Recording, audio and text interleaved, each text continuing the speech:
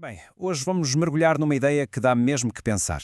Uma ideia sobre a nossa liberdade e os limites do nosso julgamento, inspirada por um texto de Pedro Cassella. E olhem, preparem-se para pôr em causa algumas das certezas que temos. Ok, vamos lá a isto. Toda esta reflexão começa com uma pergunta que, bem, parece simples, mas que na verdade é incrivelmente complexa. Será que nós sabemos mesmo o que é bom para os outros? E esta pergunta leva-nos logo ao primeiro grande tema que o texto explora, a ideia de que existe um padrão universal para aquilo que é bom. Só que, segundo o autor, essa ideia, se calhar, é só mesmo uma ilusão. E aqui está a afirmação central de Cassella. Olha, direta e sem rodeios. A premissa é que o nosso conhecimento sobre o que é bom é estritamente pessoal. É uma declaração mesmo forte, que nos desafia a olhar primeiro para dentro, antes de andarmos a projetar os nossos valores nos outros.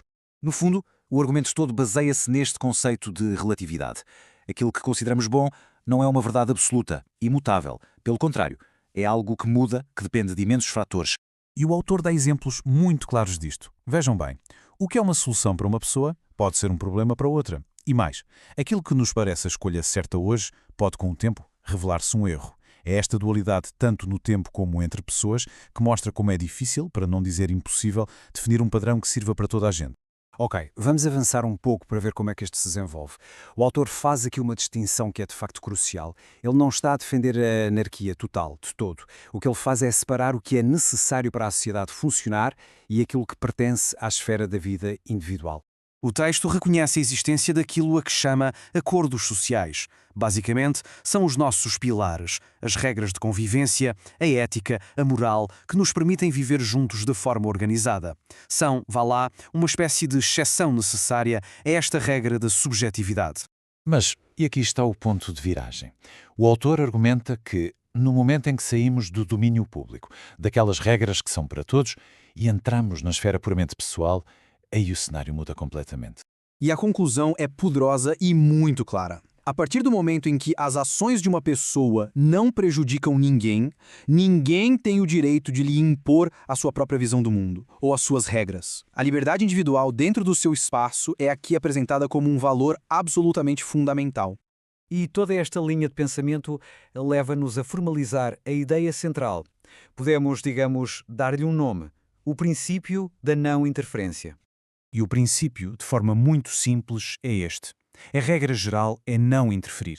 A intervenção passa a ser a exceção e fica reservada apenas para os momentos em que é realmente necessário, ou seja, quando aqueles tais acordos sociais são quebrados e o bem-estar de outra pessoa é ameaçado.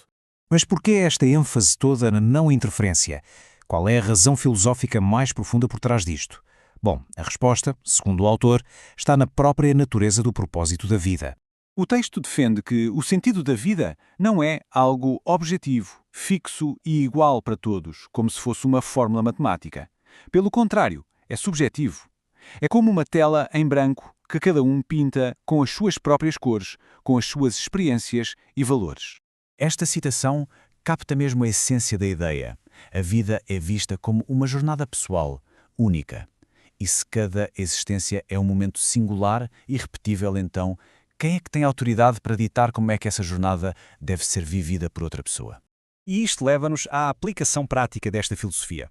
O apelo final do autor não é para que todos nos entendamos uns aos outros, o que, sejamos honestos, pode ser impossível. É para algo que é ao mesmo tempo mais simples e, quem sabe, mais desafiador.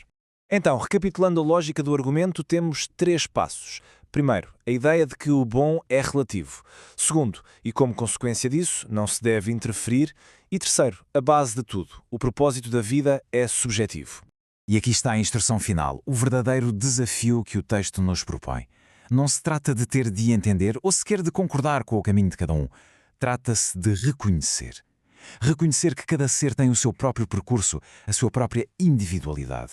É um apelo ao respeito fundamental pela diferença. É importante sublinhar, tal como o próprio autor refere, que este é o seu pensamento e, de forma muito coerente com a filosofia que apresenta, fica claro que cada um é livre de não concordar e de formar a sua própria opinião. E esta análise toda deixa-nos com uma pergunta a ecoar na cabeça. Se esta filosofia sugere que não é preciso compreender totalmente o outro para o respeitar, então a questão que fica no ar é: e se o verdadeiro ponto de partida para o respeito não for a compreensão, mas sim o simples conhecimento da individualidade do outro? Fica a reflexão.